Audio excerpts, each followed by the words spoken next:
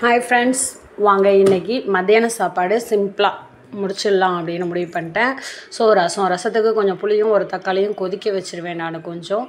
அதுக்கப்புறம் 2 தக்காளி, நல்லா பழுத்த தக்காளி, 2 பச்சை மிளகாயை நல்லா பிசைஞ்சு விட்டுட்டு அதை நல்லா பிசைஞ்சு வச்சுட்டேன் இல்லையா. அதில் மஞ்சத்தூள், மிளகு சீரக தூள், பெருங்காயம் கொஞ்சமாக,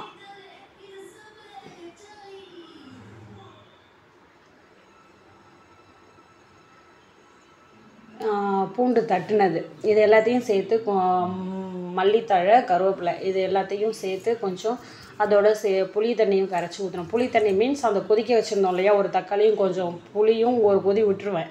அது ஆறுனதுக்கப்புறம் நல்லா என்ன சொல்கிறது, நல்லா வடிகட்டிட்டு அதுக்கப்புறம் தான் நான் ரசம் வைப்பேன் எப்போதுமே. ஏன்னா இல்லைன்னா எனக்கு தக்காளி பச்சை ஸ்மெல் அடிக்கிற மாதிரி இருக்கும். எண்ணெய் ஊற்றி கடுகு உளுத்தம்பருப்பு போட்டு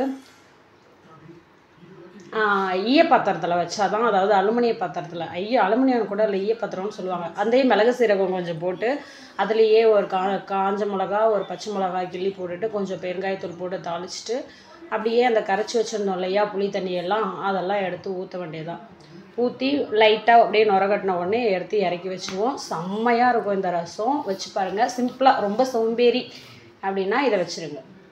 ஈஸி அண்ட் குயிக்காக. மத்தியானத்துக்கு கொஞ்சமாக மீன் இருந்துச்சு, அதனால் நான் இந்த இதை பண்ணிட்டேன். அந்த மீன் என்ன பண்ணுறதுன்னு தெரில. ஃப்ரீசரில் வச்சுருந்தேன், சண்டே எடுத்துகிட்டு வந்த மீன் பேலன்ஸு. சின்ன வஞ்சரம், அது புதுசாக கட் பண்ணாங்க. அந்தனா நல்லாவே கட் பண்ணல வேறு. சரி, தலையும் வாலும் கொஞ்சம் சின்ன பீஸை எடுத்து போட்டு ஃப்ரீசரில் வச்சுட்டு அதை வறுத்துடலாம். அப்படியே வறுத்துட்டு ரசம் வச்சிடலாம் அன்றைக்கி மத்தியானத்துக்குன்னு. ரசம் வச்சுட்டு ரைஸ் குக்கரில் வச்சாச்சு. இப்போது மீன் வறுக்கலாம். இது அப்பளம் பொரிச்சது. நேற்று அப்பளம் பொரிச்சிட்டு அந்த எண்ணெய் அப்படியே தூக்கி ஒரு ஓரமாக வச்சுருந்தேன். சரி, அதை வேஸ்ட் பண்ண வேண்டாம், அதிலே போட்டுடலாம் அப்படின்னா அதே சட்டியை அப்படியே எடுத்து வச்சுட்டு அதில் மீனெல்லாம் ஒன்றா எடுத்து போடுறேன். அந்த அண்ணன் மீன் ஈவனாக கட் பண்ணவே இல்லை. ஒன்று சின்னது, பெருசு, தலை, வால் அப்படின்னு ஈவனாக கட் பண்ணல. புதுசு அந்த அண்ணன் நல்லாவே கட் பண்ணல, எனக்கு பிடிக்கவே இல்லை. சரி, அந்த சின்ன பீஸாக தலை, வால் இதெல்லாம் தூக்கி ஃப்ரீசரில் போட்டு பார்த்துக்கலாம் அப்புறமா என்னாவது அப்படின்னு சொல்லிட்டு போட்டுட்டேன் அன்றைக்கி சண்டே. ஸோ பேலன்ஸ் இருந்ததை தான் இப்போ அந்த எண்ணெயிலேயே அப்படியே போட்டுட்டு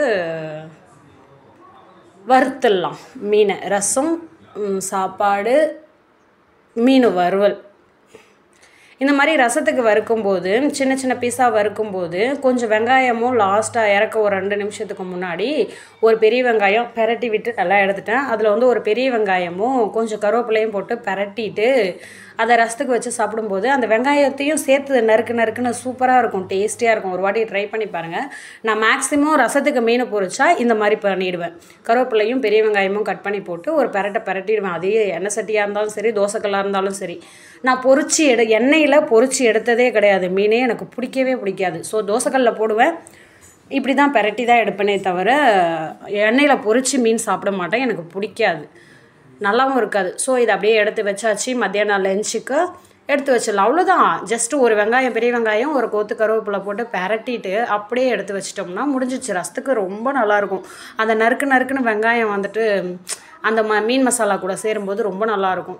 உப்புலாம் நம்ம எதுவும் போட வேண்டாம், அதே மசாலாவிலேயே அது குக் ஆகிடும், நல்லாயிருக்கும். ஸோ மீன் ரெடி, ரசம் ரெடி, ரைஸ் ரெடி. ரைஸும் வார்முக்கு வந்துருச்சு. ஸோ நம்ம சாப்பிட்லாம் வாங்க. என் பசங்க ரொம்ப லேட் ஆகிடுச்சு இன்றைக்கி, பசிக்குதுன்னாங்க. எழுந்ததே லேட்டு இன்றைக்கி, லீவுங்கிறதுனால.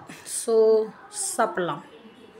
சுடு தண்ணியும் இருக்குது கிட்டலில். கோல்டு, மழை நிறைய பெய்யுது. ஸோ கோல்டு, அதனால் சுடு தண்ணி வச்சுட்டேன். வாங்க சாப்பிடலாம்.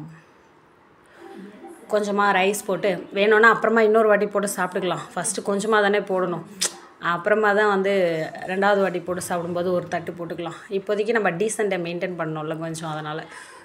ரைஸ் போட்டாச்சு, ரசம் ஊற்றியாச்சு, 2 பீஸு மீன் கொஞ்சமாக அந்த வெங்காயத்தோடு சேர்த்து வச்சு அப்படியே அள்ளி சாப்பிடும்போது நறுக்குன்னு அமேசிங்காக இருக்கும், சூப்பராக இருக்கும். ட்ரை பண்ணுங்கள் வீட்டில், கமெண்ட் பண்ணுங்கள் எப்படி இருந்துச்சுன்னு. பார்த்தீங்களா, அது நல்லாயிருக்கும் சாப்பிட்றதுக்கு. ஒரு வாட்டி ட்ரை பண்ணுங்கள். ட்ரை பண்ணிட்டு எனக்கு கமெண்ட் பண்ணுங்கள். என் பசங்க அப்படியே லேப்டாப் ஓப்பன் பண்ணி வச்சுட்டு ஏதோ சுட்டி சின்ன பசங்க பார்க்குறத பார்த்துட்ருக்காங்க. அப்படியே நானும் உட்காந்துட்டு அப்படியே சாப்பிட்டுட்டோம் ஹாலில்.